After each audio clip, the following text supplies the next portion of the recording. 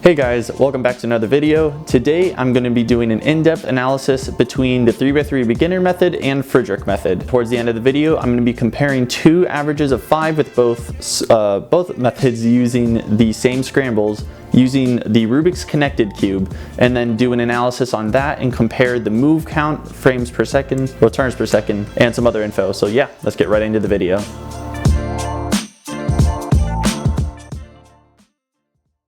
For those of you who are new to cubing, I'd suggest that you stay and watch this beginning part, which will be describing the two methods. If you are advanced and you just want to see the solves, I'll leave something down in the chapter so you can skip right ahead to that. So without further ado, let's get into introducing the beginner method.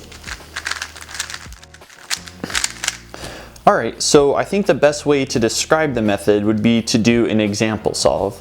So with the beginner method, how it works is a person solves the whole bottom side, which would be one layer, then they would put the edges in for the second layer, and after that they would use a series of algorithms to do the top layer.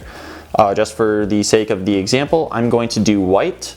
So the first part is solving the first layer.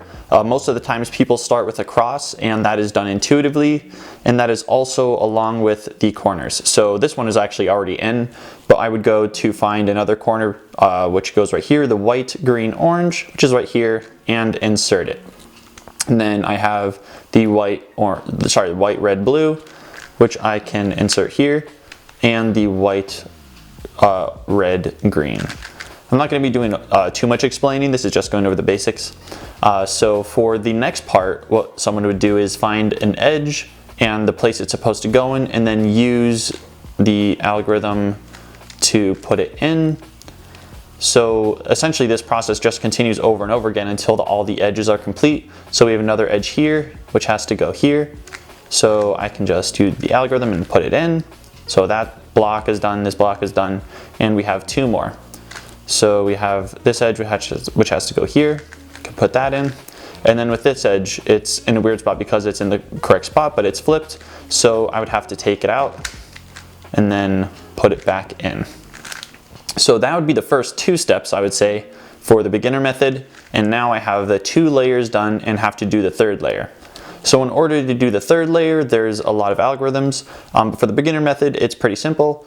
You just do an algorithm that permutes the edges, which gives this, and then there's a series of algorithms to permute the corners. So the beginner method usually uses something called the soon, and actually I'll go back to that case. So for the different cases, you use this algorithm, which is R, U, R prime, U, R, U2, R, and depending on the case you have, that'll give you a different case, and then you can use the soon or anti-soon to solve that. So then we get to this part where we have the whole yellow properly oriented, but we have to permute the pieces, which means basically flip them around so we get them in the right spot. So like right here, it looks like almost solved, where I have the yellow, red, and white completed, but some of these pieces are in the wrong spot. So with the beginner method, you would use an algorithm to flip the corners around. So now I still have the three colors that are correct, but I have these three edges that need to be swapped, and that can be done using an algorithm. So that's pretty much the basics of the beginner method, and let's get on to the Fridrich method.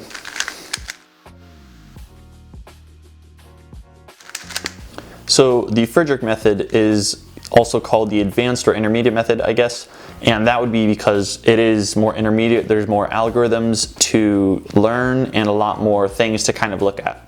So for this example, I will also use the white just to make it easier. But the first thing that someone looks for when doing the Fridrich method is the same thing as the beginner method, which would be edges that have to go in the correct spots, and also any potential blocks. So this would be a block, which basically means that if I were to put this over here, assuming that the edge is in the right spot, these two pieces are part of the first layer, or the first two layers. Once you connect them and put them in, it makes it a little bit easier to solve. So I'll just put those back. And there might be a different position, but it's the same concept. So it starts for the Fridrich method by solving the cross, and I have two pieces here that can be inserted. Well, actually, these two. But connect them, put them in, and then for the beginner method, one might move this over and just complete the cross. But during this, I see that I have a block here, so I will take that out, complete the cross, and then put the block in. So that leads me to F2L, which is the first two layers. And essentially what F2L is, it's finding pieces like this block. It's finding two pieces, an edge and a corner, that have to go into these slots to form a block, essentially is what I was trying to say. So after I finish the cross, and perhaps like a lucky block that happens to be there, I find another two pieces, being a corner and an edge, that have to go in a certain spot. So the next thing I'm seeing is this white, blue, red, and blue, red corner. Using an algorithm or just intuitive nature, you can connect the two pieces and insert them into the first two layers. So this forms another block, and the next thing I'm seeing is this white, orange, blue, and orange, blue. So once again, connect, bring over, and insert. And then these last two, which is the white, orange, green, and green, orange. And you can put them in like that.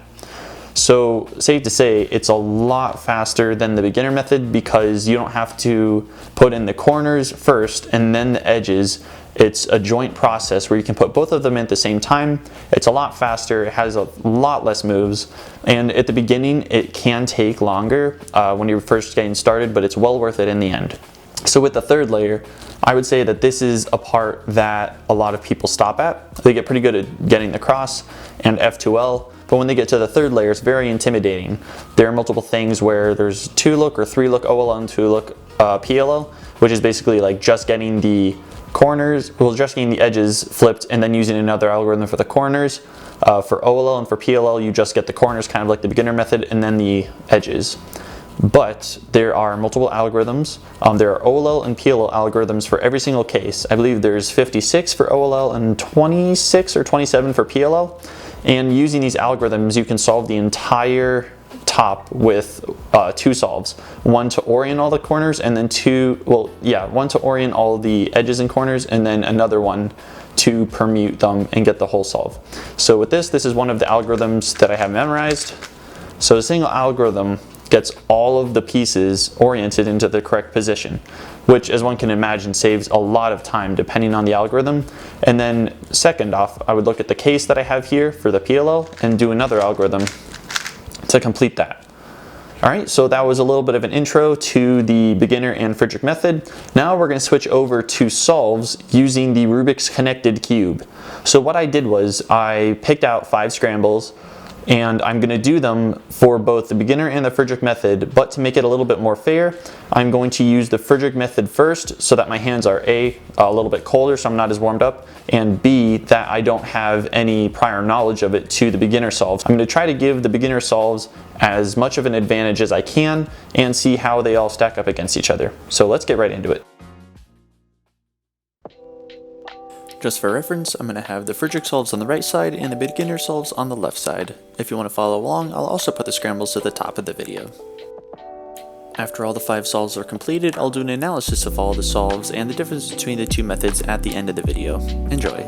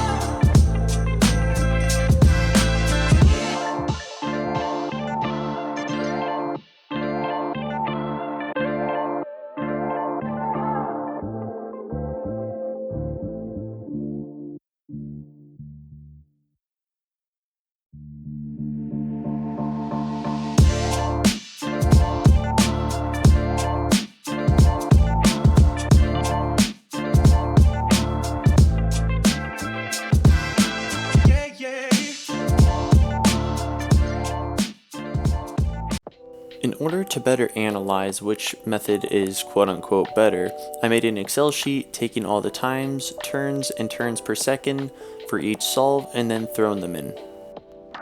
I've also highlighted in green the stats that are better. So for example, in the beginner method, the only stats that appear to be better than the Fridrich method were 3 of the turn per second items. This does make sense, because in the beginner method, as you can clearly see, the amount of turns required is a lot more, which does make it a little bit easier to look ahead for your next pieces, which thus increases your turns per second. Comparing the times, however, we can clearly see which method is more efficient. The Fridrich method comes in at a whopping 6 seconds faster than the beginner method. It's safe to say that the Fridrich method is the quote-unquote better method. Although it takes weeks, months, even years of time, I would say that it's definitely worth learning the Fridrich method if you're truly serious about cubing and want to improve. Although it does take a lot of time, the benefits are immense. Learning the Fridrich method doesn't only help with 3x3, but if one were to get into larger cubes such as, 4x4, 5x5, 6x6 and stuff like that, it'll also help with that in the last stage, which is the 3x3 stage. It could even shave off a couple seconds, which for big cubes is actually huge.